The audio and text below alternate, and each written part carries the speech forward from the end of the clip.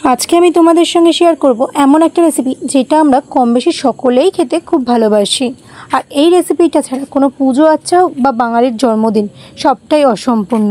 হ্যাঁ, আজকে আমি তোমাদের সঙ্গে শেয়ার করব পরমান্ন বা পায়েসের রেসিপি। সঠিক পরিমাণ এবং কিভাবে সঠিক পদ্ধতিতে তোমরা পরমান্ন বা পায়েস বাড়িতে সহজেই বানাতে পারবে সেটাই আজকে আমি টিপস সমেত তোমাদের সঙ্গে শেয়ার করব। প্রথমেই আমরা নিয়ে নিয়েছি একটা হাঁড়িতে 3 লিটার দুধ। এই দুধের মধ্যে কিন্তু আমরা খুব বেশি জল ব্যবহার করব না, খুবই সামান্য জল ব্যবহার করব যাতে পায়েস বা পরমান্নর টেক্সচারটা ক্ষীরের মতো হয়। বেশি জল ব্যবহার করলে কিন্তু পায়েসটা পাতলা হয়ে যেতে পারে, সেটা খেতে বা দেখতে কোনোটাই ভালো লাগবে না। তোমরা যদি প্যাকেট দুধে করো তাহলে দুধ ব্যবহার করার পর দুধের প্যাকেট ধুয়ে একদম অল্প পরিমাণে জল ব্যবহার করতে পারো, মানে 3 লিটার দুধে তোমরা ওই 1 থেকে 2 গ্লাস মতো জল ব্যবহার করতে পারো। গ্যাসের জোর একদম লো ফ্লেমে রেখে দুধটাকে আমরা বেশ কিছুক্ষণের জন্য ফুটতে দেবো।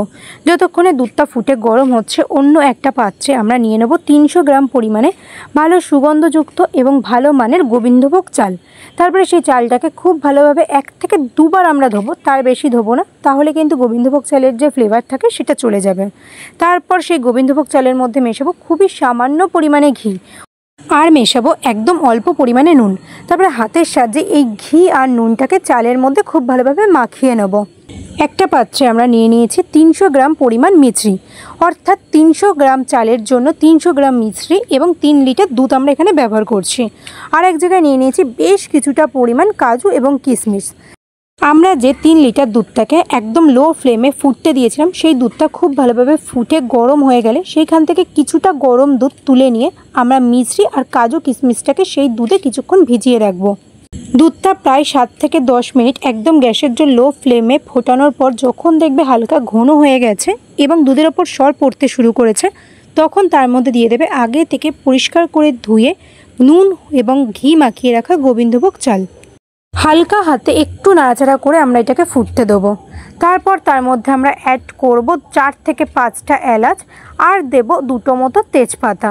আবারও হালকা হাতে নাড়াচাড়া করে গ্যাসের জোর একদম লো ফ্লেমে রেখে 20 থেকে 25 মিনিট কনস্ট্যান্টলি এটাকে রান্না করব।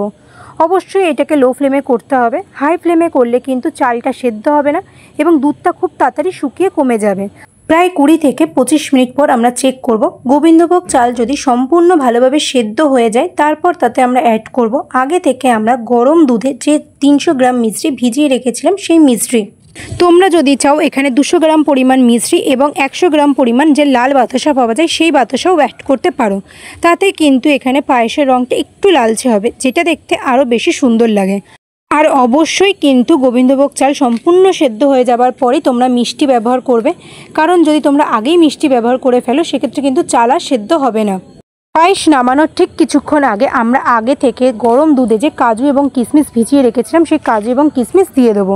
তোমরা যদি চাও একটুখানি ঘিয়ের মধ্যে কাজু এবং কিশমিশটাকে হালকা নাড়াচাড়া করে ভেজে নিয়ে সেই কাজু এবং কিশমিশও কিন্তু পায়েস নামানোর ঠিক আগের মুহূর্তে দিতে পারো, সেটাও কিন্তু খেতে বেশ ভালো লাগে।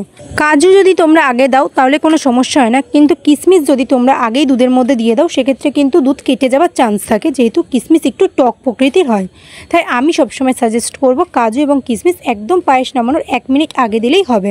যে কোনো পুজো আচ্ছা বা অনুষ্ঠানে হোক বা জন্মদিনে তোমরা অবশ্যই বাড়িতে এই সেম পদ্ধতিতে একবার পায়েস বা পরমান্ন বানিয়ে দেখো, আশা করছি তোমাদের সকলের খুব ভালো লাগবে। তোমাদের কেমন লাগলো এই পায়েসের রেসিপিটা অবশ্যই আমাকে কমেন্ট করে জানিও।